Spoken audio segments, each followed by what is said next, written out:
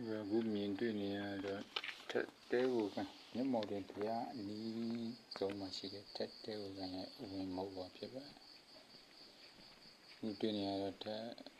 အေကအေတိုင်းပန်းပြီးပန်းပြီးဝင်သွားပါဝင်သွားနေပြီးတော့ဝင်လာတဲ့ဆိုရင်တာရပြန်ဖြောင်းပြီးတဲ့လမ်းလေးတွေ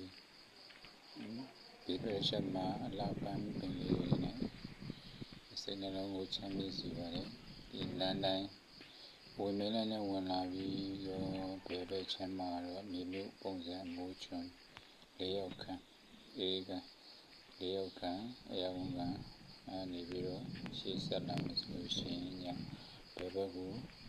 လာချိုးရမယ်ဆိုလို့ရှိရင်လာပါတဲ့ပန်းပင်လေးတွေနဲ့တူစင်းဆိုရဲ့လာပါရဲ့ချားရမှာအရာဝန်တော့ကံကံလေးတိုက်အဲဒီအရာဝန်တော့ကံပန်းလို့တိုက်လေးတွေကအရာနေပြန်ပြီးတော့ထွက်လာမယ်ဆိုရင်ရှိဝင်မင်းလမ်းမှာယူပြန်ရမှာဖြစ်ပါတယ်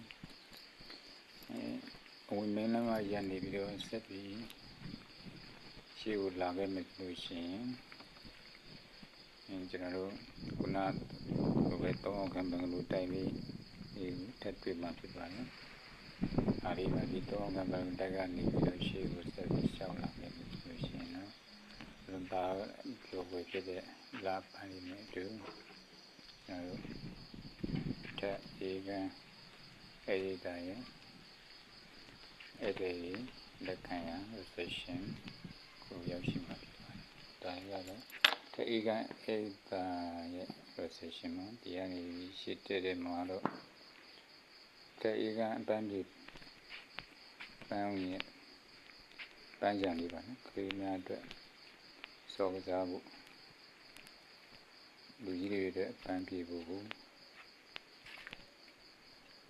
တာယာပွဲဖြစ်အောင်ပန်းဒီ